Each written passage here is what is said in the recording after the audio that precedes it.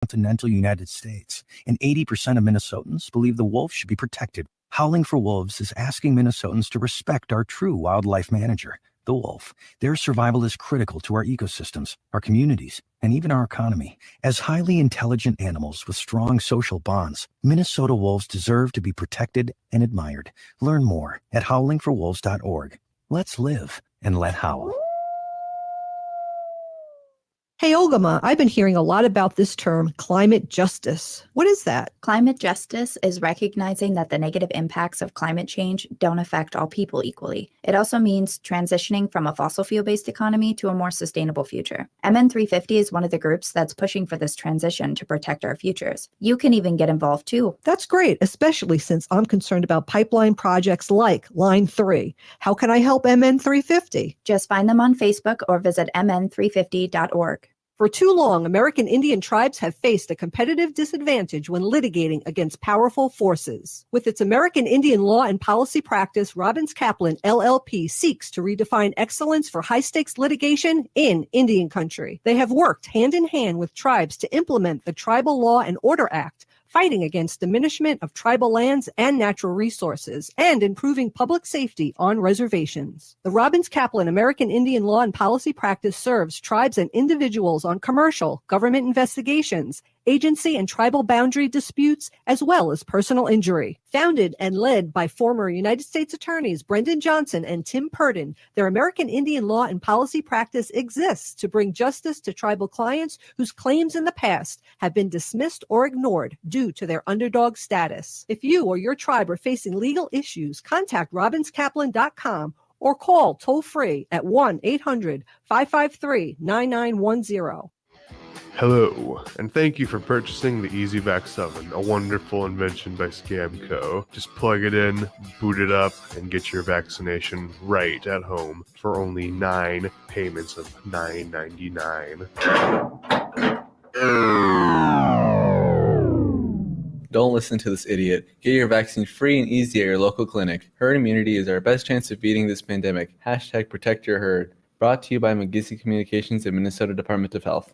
With your AM 950 weather, I'm Patrick Lulia. Cloudy tonight with a low of 1 above 0, then cloudy on Thursday with a high of 23.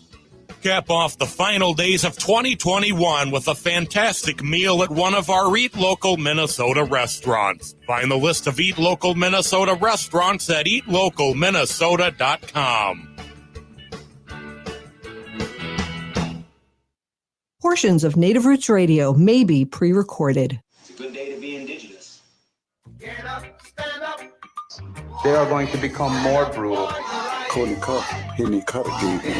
Because all the hippies were trying to be Indians anyway. They're going to become more repressive because it's a matter of dollars and their illusionary concepts of power. Hey, Victor. We must live in balance with the earth. And also with recent happenings at Wounded Knee. I am awake. Hey, Kadagi to all my friends and relatives in 4 directions. You are listening to Native Roots Radio presents I'm Awake, and I'm your host, Wakanjahare, which means Distant Thunder is my native name and my real name, and my colonized name is Robert Pilot.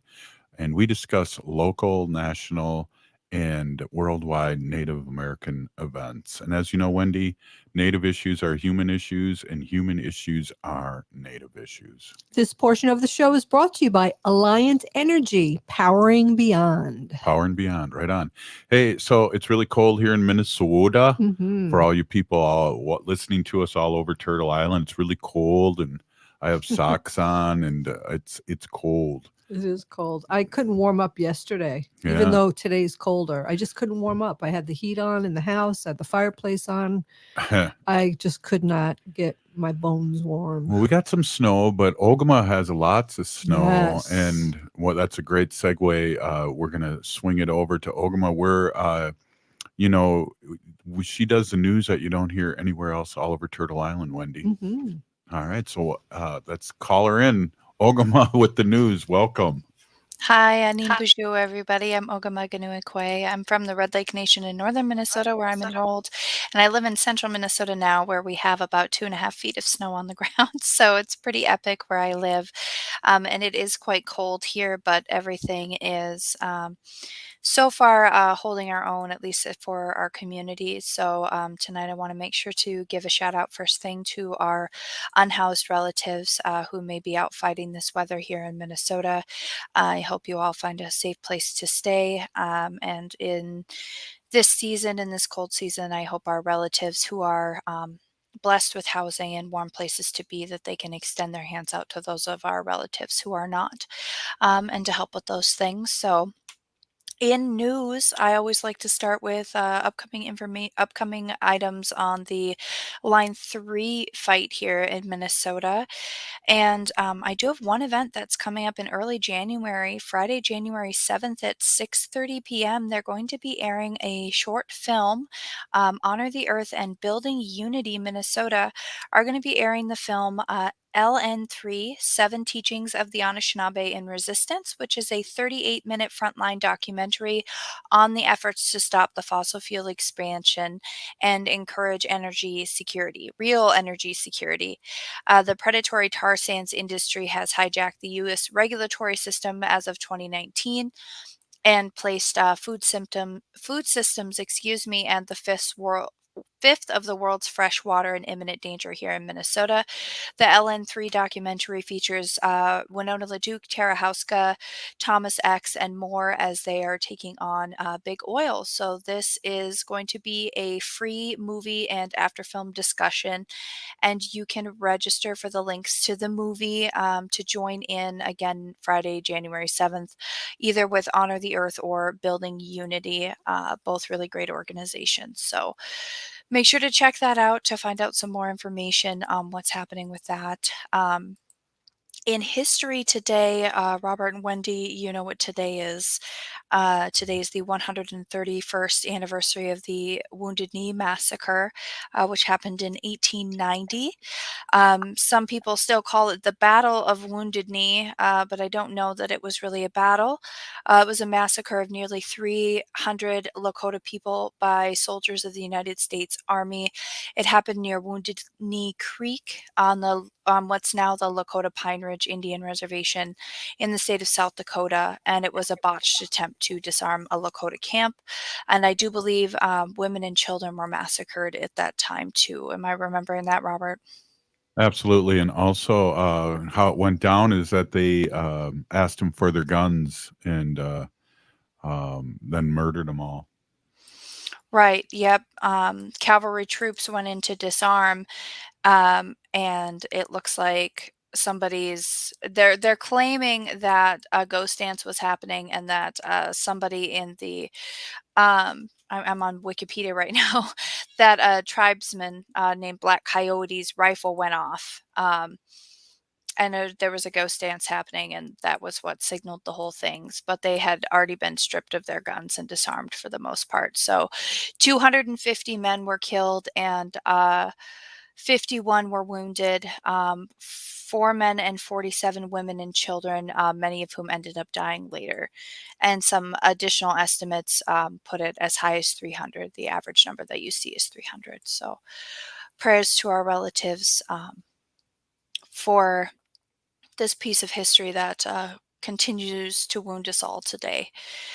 In Minnesota, coming up in February, there's a Dakota and Ojibwe languages revitalization symposium that's happening Wednesday, February 23rd through Saturday, February 26th.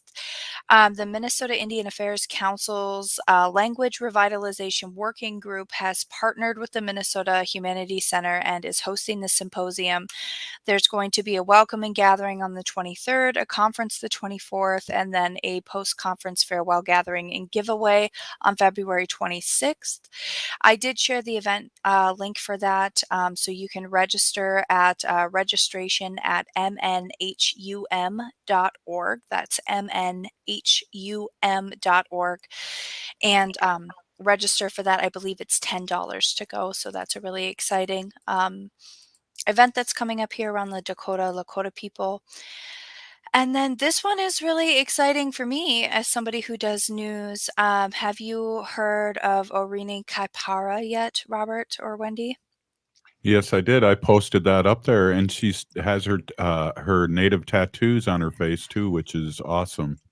Yes, so Oreni Kaipara is the first Maori woman who made it onto primetime television to deliver the news on TV New Zealand with a moko koai, which is the traditional tattoo of the Maori women. She has her chin tattooed, and it was really exciting. So this happened Christmas Day. She read the 6 o'clock news as a stand-in, but she really hopes to become a presenter for the regular 6 p.m. slot.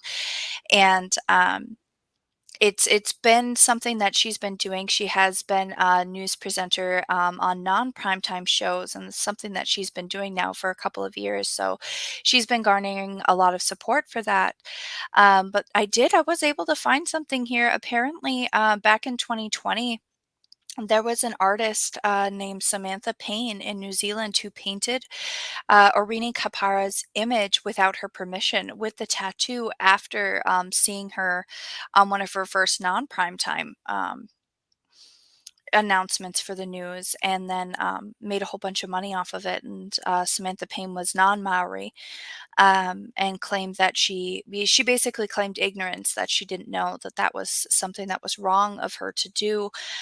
So I thought that that was really interesting, because we talk a lot about, history and appropriation, and that would be what would be known as appropriation. And I would think, as an artist, anytime you use somebody's portrait to gain money, that you would ask their permission or give them a portion of the profits first, or that kind of thing. But apparently none of that happened in this case. And then Oreni Kaipara actually found another woman that she knew and other Maori people who had been painted in likeness by this artist without their permission as well. So it's a really interesting story. If any of you have time to go take a look at it and give some support worldwide to our Indigenous relatives throughout Turtle Island as a whole. I guess Turtle Island's technically North America, right, Robert? So we're going a little bit worldwide with this one, right?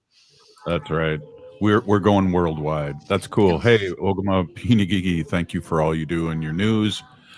We got Bob Blake today, Wendy, and with the Solar Bear, with the Solar News, and I think we're going to be talking about year-ending things that have happened in the Solar News. I talked to him earlier today, so that'll be cool. Wind and solar, we need to go, and we need to protect Mother Earth, and Mother Earth will always be here, but the people and the animals that our relatives may not. So we need to protect it for the next 7 generations. Hey, you're listening to Native Roots Radio Presents I'm Awake, and we'll be right back. Stay with us. I heard sex trafficking happens a lot in Indian country. What is that? Here are some of the real reasons why sex trafficking happens in Indian country. Unequal gender roles that were forced on us by colonization. Communities don't have enough resources. Silence around domestic and sexual violence. Lack of attention and justice for missing and murdered Indigenous people. There's a lot of behavior that keeps our communities out of balance. These are just a few true reasons why Native communities are targeted by traffickers. When these acts of violence happen in our communities, it opens us all up for exploitation. Sponsored by the Minnesota Indian Women's Sexual Assault Coalition. Navigating COVID while protecting yourself can be difficult. Fortunately, there's a hotline you can call with any questions. The Department of Indian Work St. Paul partnered with the Minnesota Department of Health to open the Twin Cities American Indian COVID-19 hotline. They provide information on vaccines, booster shots, and testing sites. Right now, booster shots are available to anyone over the age of 18 for those who are eligible. The Twin Cities American Indian COVID-19 hotline can also help with housing, food, medical, and educational support. If you or someone you know has questions about COVID-19, vaccinations, booster shots, or testing, please call 651-304-9986. Again, the number is 651-304-9986. The Twin Cities American Indian COVID-19 hotline is open for calls Monday through Friday from 8 a.m. to 5 p.m. Call the Twin Cities American Indian COVID-19 hotline at 651-304-9986. Hey, Ogimaa, I've been hearing a lot about this term, climate justice. What is that? Climate justice is recognizing that the negative impacts of climate change don't affect all people equally. It also means transitioning from a fossil fuel-based economy to a more sustainable future. MN350 is one of the groups that's pushing for this transition to protect our futures. You can even get involved too. That's great, especially since I'm concerned about pipeline projects like Line 3. How can I help MN350? Just find them on Facebook or visit mn350.org. Bijou, I am Oshawashko Gijig. I'm from Red Lake Nation, and you're listening to Native Roots Radio. Yes, you are listening to Native Roots Radio presents I'm Awake. This portion of the show is brought to you by MN350, a grassroots organization fighting for climate justice. Well, it's the end of the year here, and we have Bob Blake with Solar Bear and the Solar News, and we're going to see if Bob can hang on a couple segments today and talk about solar stuff. And I see he has my hat on. Good, welcome, Bob. Yeah, there it is. Nice little. I got to see how you did that. Nice hat, and welcome to Native Roots Radio presents I'm Awake. And I just got to tell you, you know, we've had John for a couple of years, and it's always really positive and exciting having Bob Blake on, Wendy. Absolutely. It's always good news. All right, there you go. He modeled his stuff off there, and here we go. It's Bob Blake with the Solar News and the Solar Bear. Robert, I think one of the best stories from this last year has got to be, let's see here, 10 countries generate almost 100% renewable electricity. And I think, yeah. And here's the interesting thing. So you've got Scotland, who's doing a lot of wind. You've got Kenya, who's doing a lot of geothermal. And of course, you've got other countries that, like Australia, that are doing a lot of solar. So what's great about this, Robert, is that everybody is doing what, you know, is more advantageous for them, right? Like wherever they're located at, that's what they're using the most of. And I think this is a great story because this means that, like, you know, wherever you're at, take advantage of whatever's around you and use that to generate your power.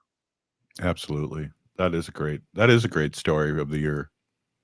Yeah, and that was, yeah, and that was back in, I want to say, October. But you know, as I was going through all my stories, I have a lot of stories, I realized. Well, let's see. Once a week, you have 52 times at least 3, so that's like 160 some stories. Wow, that's great that you archive them all, because mine, once they're done, they're deleted. So I can't go back. Or put in the recycling. I know. I couldn't believe, like, all the stories I had here. It's incredible. You know, and another really cool story that I thought that as I was looking at all this was just you know, and there's like good stories and there's bad stories, you know what I mean? And I thought that this story was really interesting because it was talking about air pollution, and it was talking about air pollution in basically communities of color that have been, you know, targeted, you know, because these communities don't usually speak up, right? So you put like, you know, plants there that make like industrial type of solutions, whatever it may be. But you know, this particular particular story, the people, these college students, mapped out basically corporate polluters that were causing cancer and other diseases, and they found out that the highest rate were in these communities, BIPOC communities, these poor communities. Yeah, that's same with the food, and I mean, factory farms. Yes, thank you. Yeah, I mean, even if these people do speak up, it's their voices are falling on deaf ears. So it's really hard for them to, they're poor. They don't have anything to stand on because money talks. So it's really sad. Yeah, definitely. Well, another really good story here, Robert, is a lot of native nations, including First Nations in Canada, are going solar.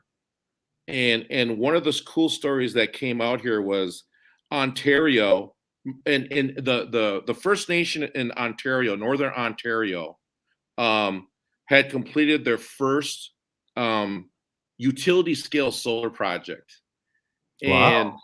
yes, they did workforce development around this project. So they trained tribal members to install this solar project. They put their community members to work.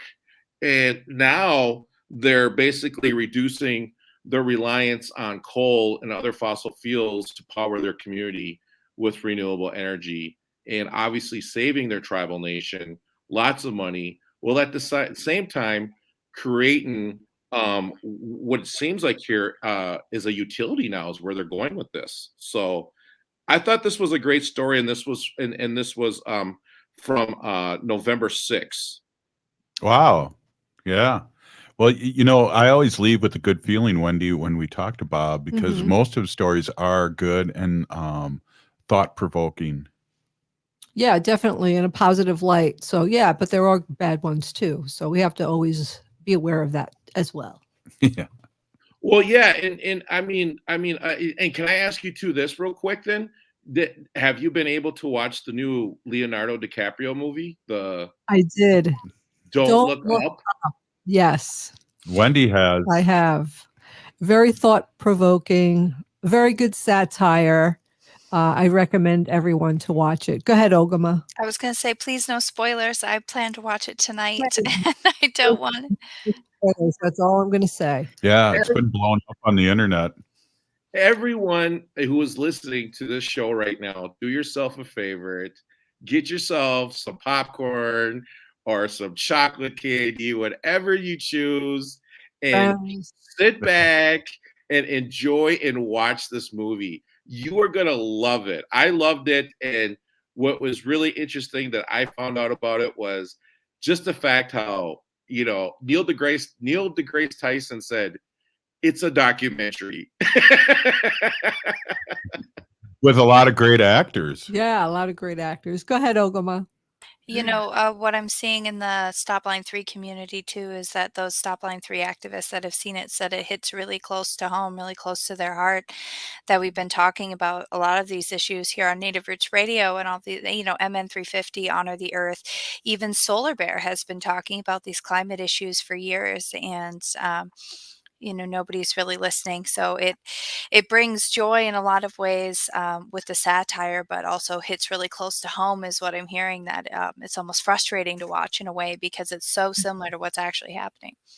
And can I just say to those like scientists who were working for the gas companies, the oil companies, who were trying to warn us that us pumping gas, oil into the air was not good, like 40 years ago. Right. Like those were the people who we should have been listening to.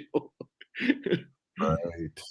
Yeah, it sounds similar too to what's going on with COVID and everything. It's like it's your opinion, but well, there's people out there who just pretend it doesn't exist or don't believe it exists, that it's a hoax. The whole thing's a hoax. Well, they come up with their own science without having any backing. Right. Exactly. Yeah, and when you watch the show, like it clearly talks about that. It clearly shows like everybody just with their own opinion and the divisions we have, and it's just a great show, everyone. And everyone, I please, I beg all of you who are listening to the show right now, watch this movie. You're gonna love it. I swear you're gonna. I can't wait to watch it again, Robert. Honestly, that's how much I want to see this movie again. Well, Wendy told me you'll love this movie. She went rogue and watched it on her own, so we'll maybe watch it tonight after we pay a few bills. So Robert, so this one came from November 8th. And this was talking about basically what we had started out the segment with was wind and solar. There was a study done by some MIT scientists who said that wind and solar could meet most of, if not all of, every electricity demands of the major countries. Okay, so I just want to say to all those people who say we need coal, we need this or that, the MIT scientist who studied this said that we can meet all of our electricity demands with renewable energy. So I'm not, I'm just saying that these guys are MIT scientists, Robert, who did the study. In other words, they're really a lot smarter than me. Yeah, exactly. So I mean, so just on that story right there, I mean, there's a lot of people out there who sit there and they say, that it's impossible to meet all of our electricity demands with renewable energy, and we can totally do it. So we got Lisa. She asked what the name of the movie is. We got another. We're gonna go into break, and Bob, I'd like you to come back for a little bit more and talk about a couple more stories, if you don't mind. Yeah, the movie is called Don't Look Up, and you could find it on Netflix. And it's star-studded, so I can't. Yeah, Leonardo DiCaprio. Gosh, I can't even remember, Bob. Who else is in that movie? Tyler Perry. Meryl Streep. Yeah, she plays the president. Ariana Grande also has an appearance on there and sings. Yeah, well, who is she was engaged to somebody on Saturday Night Live. Yeah, No, I'm just kidding. she was. We won't get into that. Yeah, so let's talk a little bit more of that and talk about a little more of the best of Solar Bear up next. And we really appreciate Bob Blake stopping in every Wednesday and doing this. So Bob, stay with us, and we're going to double up on your pay here. We're going to have you for 2 segments. So we'll be right back with the Solar Bear with the Solar News. You're listening to Native Roots Radio presents I'm Awake, and we'll be right back. Stay with us. Hey, Wendy, what are we doing for dinner after the show? How about we go to J. Selby's on 169 Victoria Street in St. Paul? They have a delicious plant-based menu that's compassionate and environmentally sustainable. I'm getting their spot-on vegan Big Mac, the dirty secret. You can pick up and they deliver within a 5-mile radius, or you can call them at 651-222-3263 or visit jselbys.com. Well, you sold me, Wen. Let's go order at J. Selby's tonight. I'm hungry. Minnesota has the only original wolf population in the continental United States, and 80% of Minnesotans believe the wolf should be protected. Howling for Wolves is asking Minnesotans to respect our true wildlife manager, the wolf. Their survival is critical to our ecosystems, our communities, and even our economy. As highly intelligent animals with strong social bonds, Minnesota wolves deserve to be protected and admired. Learn more at howlingforwolves.org. Let's live and let howl. If you're hurting in your relationship or have been affected by sexual violence, you're not alone. Strong Hearts Native Helpline can help you through these difficult and uncertain times. Strong Hearts Helpline is a free 24/7 confidential domestic dating and sexual violence helpline for Native Americans. Help is available by calling 1-844-762-8483 or by clicking on the Chat Now icon on strongheartshelpline.org. This message is sponsored by the National Indigenous Women's Resource Center. What is this? It's a vaccine, Batman. What does it do? It protects you from viruses. What kind of viruses? Well, this one more specifically protects you from COVID-19 strains and variants. COVID-19? Cool. You're still going to jail, Joker. In your dreams, Batman. This message is brought to you by McGizzy Communications and the Minnesota Department of Health. Now, more than ever, we are being faced daily with the topic of human mortality. And for many people, estate planning has been top of mind. Getting your estate planning done now can be easy and cost-effective. Schroman Law offers virtual options for initial consultations so that new clients can safely initiate the process. With many facing uncertain financial situations, Schroman Law also offers affordable fees for legal documents. Learn more at schromanlaw.com. That's SCHROMEN law.com. Hi, I'm Adam Ostrowski of Woodland Stoves and Fireplaces, and I would like to tell you about a big new tax credit. Starting this year, earn a 26% federal tax credit based on the purchase and installation costs of an efficient wood stove or fireplace insert. We got our wood stove from Woodland Stoves and Fireplaces to lower our carbon footprint and to harvest our own renewable energy. Now you can get 26% off the cost in the form of a federal tax credit. At Woodland Stoves and Fireplaces, it is our job to find a place for fire that works in your life. We have a diverse selection of fireplace products. Clean wood burning, convenient gas burning, and easy to install electric stoves and fireplaces for inside your home or outdoors too. Fire offers comfort from the cold and warms the heart. At Woodland Stoves and Fireplaces, there are so many ways to discover your place for fire, with over 35 working indoor and outdoor fireplaces. Woodland Stoves and Fireplaces on the corner of East Franklin Avenue and Riverside in Minneapolis. Out of the ordinary products and services since 1977. Hello, Minneapolis. It's Randy Rhodes on your radio in the heart of the Midwest every weeknight from 10 to midnight on AM 950. With your AM 950 weather, I'm Patrick Lulia. Cloudy tonight with a low of 1 above 0, then cloudy on Thursday with a high of 23. Cap off the final days of 2021 with a fantastic meal at one of our Eat Local Minnesota restaurants. Find the list of Eat Local Minnesota restaurants at eatlocalminnesota.com.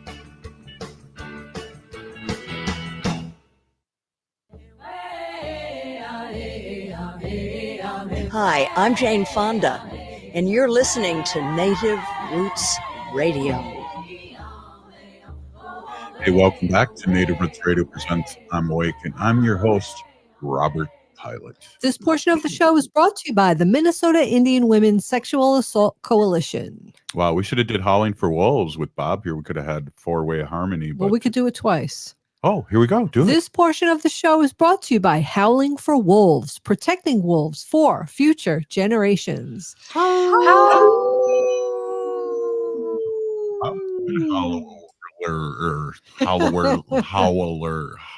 He howls well. I know he does. Do you remember, Robert, when I first started coming out of the radio and I was like, I want to do Howling for Wolves? That's right. I think you came to the studio out in the mothership and doing that too. Yeah, in Eden Prairie. Yeah. I asked you guys. I was like, we were on break or something. I was like, can I do Howling for Wolves with you guys? Yeah. Well, that was awesome. We just heard a commercial on a couple commercials we were listening to in the break, and one of them was the fireplace, and we have one of those fireplaces now. And also was Jay Selby, and I remember going to Jay Selby's after the show with you, and you loving the place, the vegan hamburger and all that. Yeah. My grandmother, her home was like a block away from Jay Selby's. So like I grew up in that neighborhood, literally. I mean, right. We used to play football right there on Selby Avenue. And you know, because I went to St. Paul Central. So we grew up right there. We grew up right there. All my buddies were right there. So I love that neighborhood. And my grandmother's no longer there, but just love that area. Yeah, I went to St. Paul Central too, and a lot of famous people like yourself and Dave Winfield and Stacy Robinson and all those great athletes that went to St. Paul Central. Yeah. Yeah. Charles Schultz, Snoopy. Yeah. He lived right above O'Gara's bar over there on Selby and Snelling. Yeah. You want to hear how old I am, Bob? I had a couple of his teachers who he had in grade school, and they had art that he had done for them hanging on the wall. No way. Are you serious? Yeah. So must have been really young when they were teaching him. They must have been in their early 20s, but the math works out. Wow. Yeah.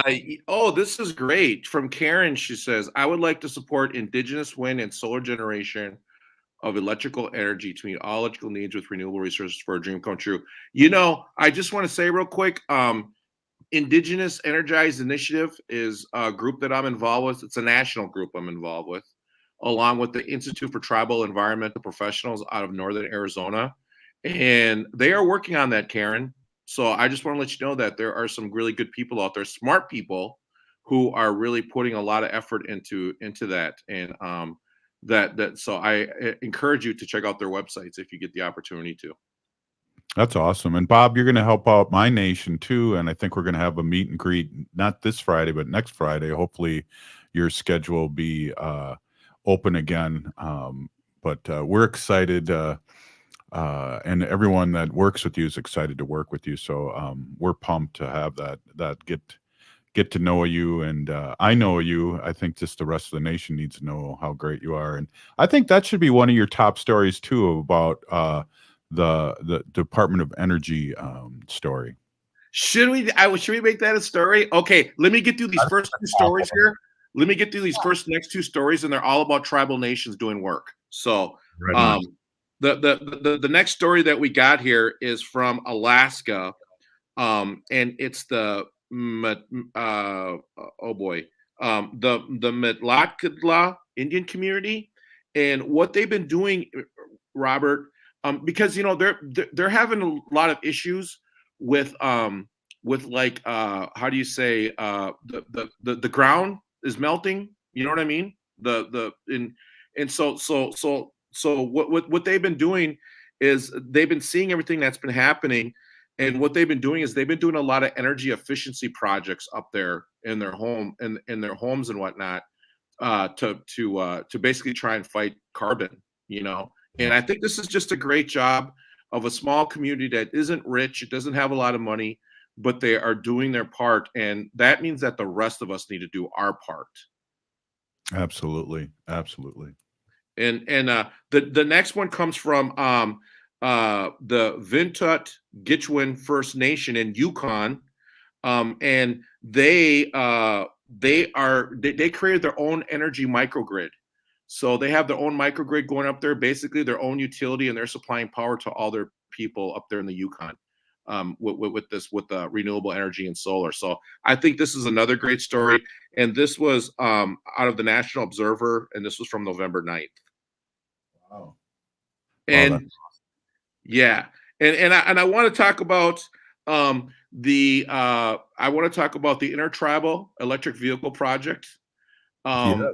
Yes, we are going to be putting in close to 150 charging stations. I know in the press it says 120, but we think we got more. We've got more money than that to put in more charging stations, and we are going to connect the Twin Cities all the way up to Red Lake out to Standing Rock, and back to the Twin Cities. And what we're trying to say is that we do not accept Line 3 and the decision that the state of Minnesota and the federal government made. And this is just another act of defiance. And this is our way of saying to the people, you have a choice. You can either choose to continue to use fossil fuels, or you can use electric vehicles.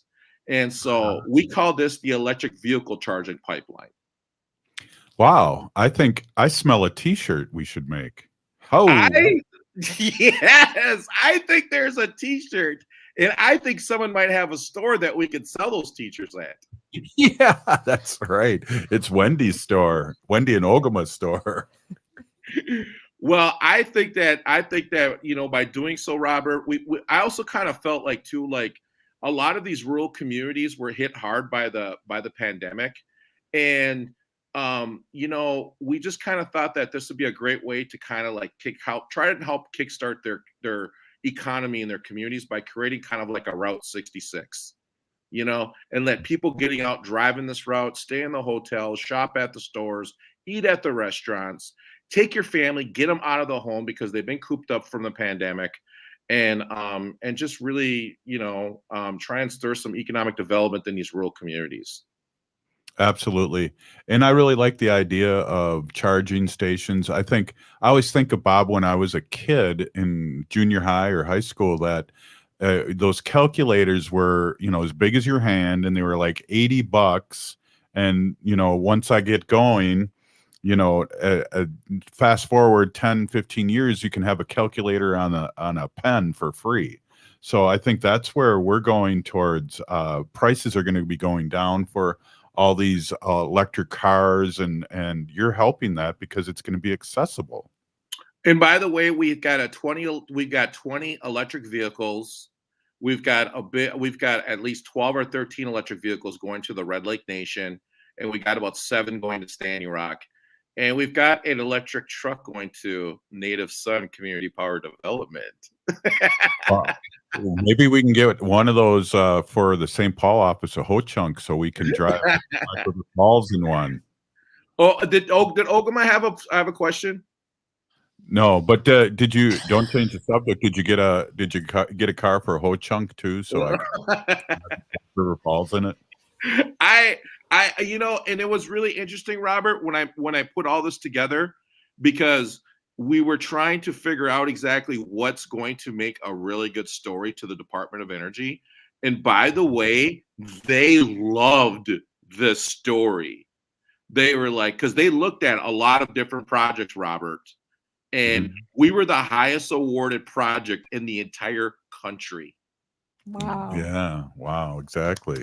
That is wait.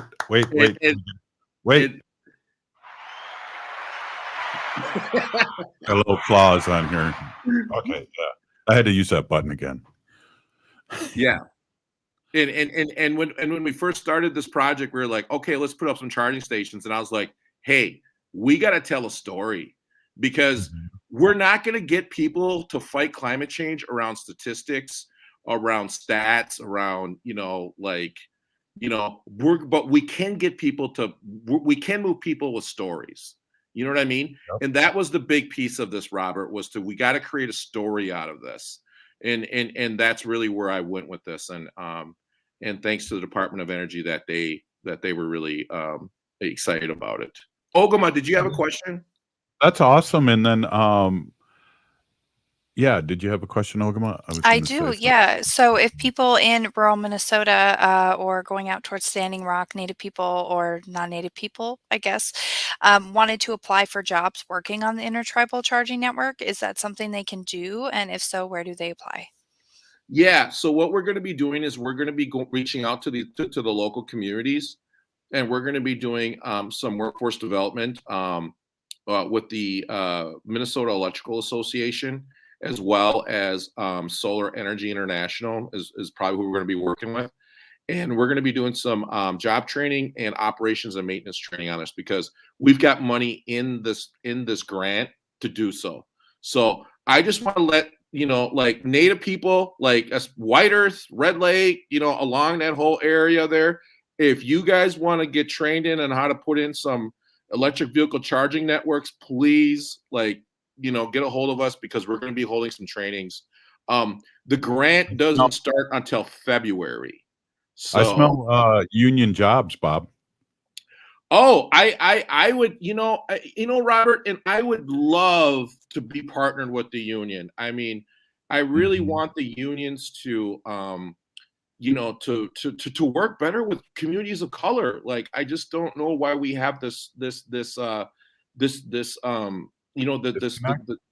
disconnect between unions and communities of color. I really want us to start working together. Well, let's do it. And I got to say, Peeny Gigi Bob, and I know you have one of those electric cars stashed away for Ho-Chunk Nation in our drive back and forth from Black River Falls and the Dells every day. So I appreciate you in that.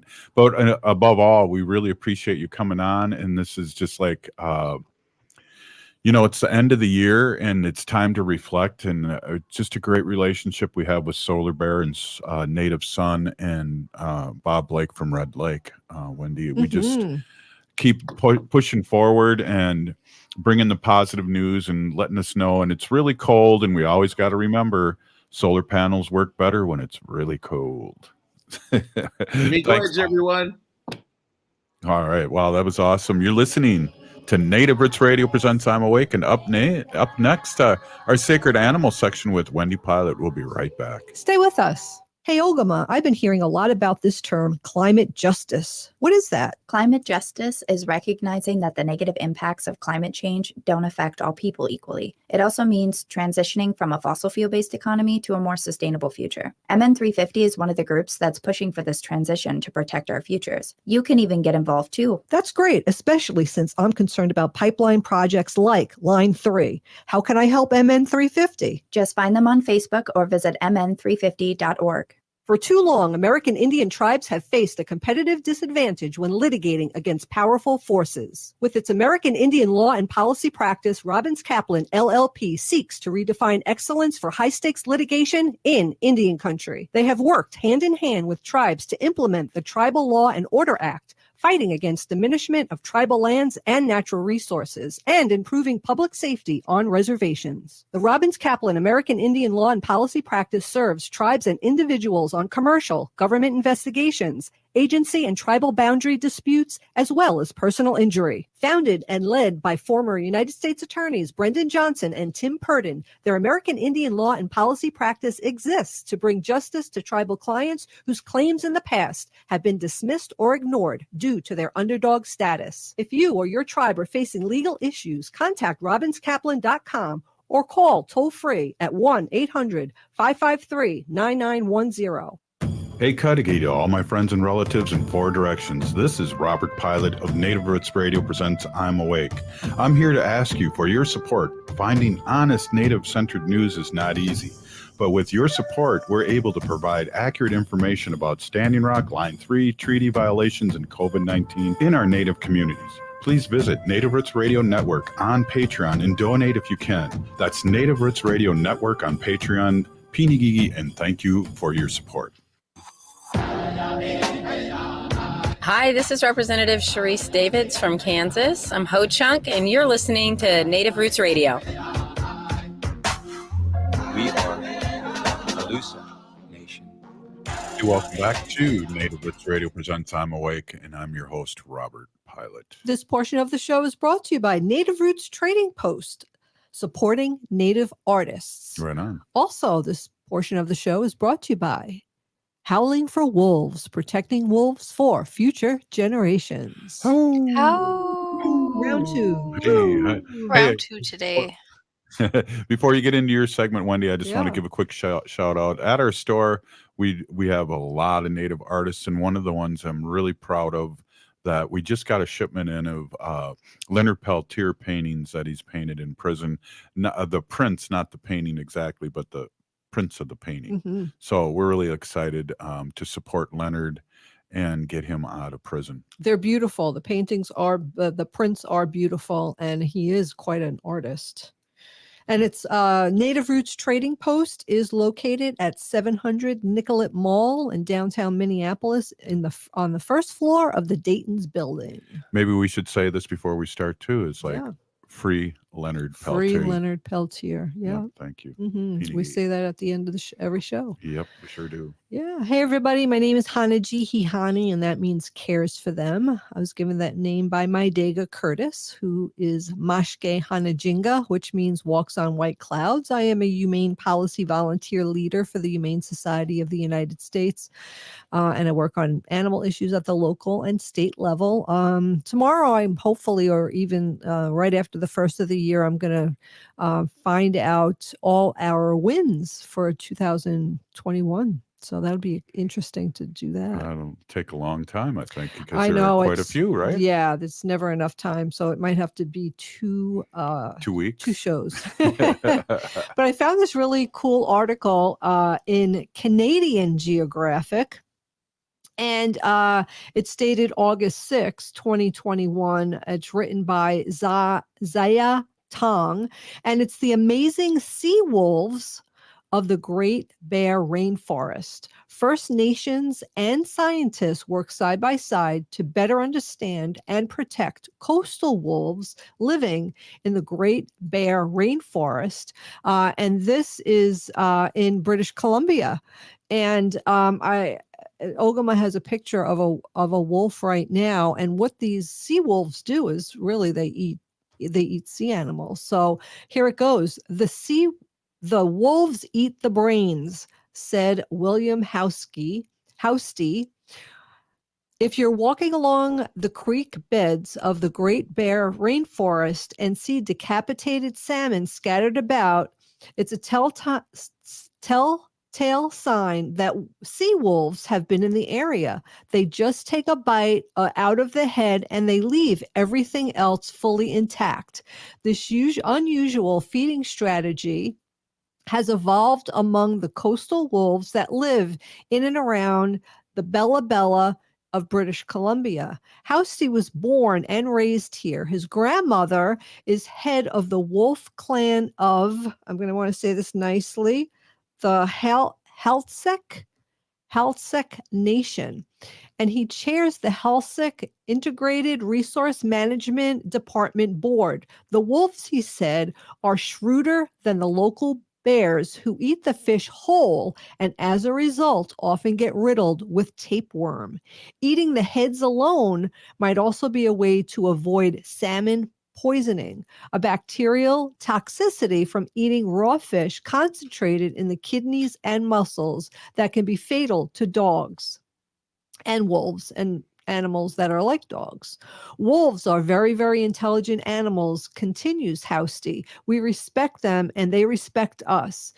I listen rapt as he shares stories of living alongside these beautiful howlers in his home territory. But I'm also a bit embarrassed as to grew up in British Columbia, but never realized that we had sea wolves living on the coast. And I didn't realize we had sea wolves living on the coast either. Until recently, scientists didn't know much about sea wolves either. Paul Paquette is a leading wolf expert and senior scientist at the Rain Coast Conservation Foundation, a nonprofit conservation science organization that since 1990 has focused on the power of research to protect the land, water, and wildlife of coastal British Columbia.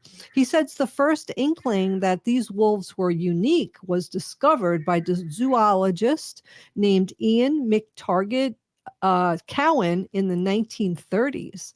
It was only in 1998, however, that research on these particular wolves began in earnest. But Paquette is clear to point out that the existence of these animals was certainly not news to the coastal First Nations, whose knowledge of the wolves dates back to their early origin stories. After all, how do you discover something that's it's always been there?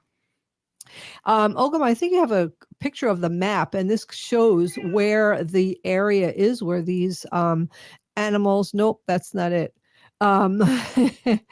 It's there. It is. That's it. That's why today Paquette and other scientists who work in the Heiltsuk territory take an initiative approach to studying the wolves, one that pairs traditional ecological knowledge, which is TEK, with modern science. This sci-tech strategy has its foundation in a very important model, or the bringing together of different ways of knowing the evidence from multiple sources to develop a more holistic understanding of the wolves. Firstly, sea wolves, or marine wolves, as they have been known, are fast, powerful swimmers. Housley remembers an encounter he had with his father once while boating. We looked ahead of us and we could see something in the water. We couldn't tell what it was, but it was moving. As we got closer, it was actually two wolves swimming across the channel. One reason they're tricky to spot is because the wolves move stealthily in the water, their backs and bodies submerged, and only their ears and eyes and snouts peering above the surface. The wolves aren't just dog paddling either. They're distant swimmers. They're pack living There are packs living on the big island of the coast, which is 13 kilometers from Bella Bella, and there is no way to get there except to swim. We also know that the wolves aren't sedentary. Many of them migrate through the archipelago, swimming from island to island throughout the year.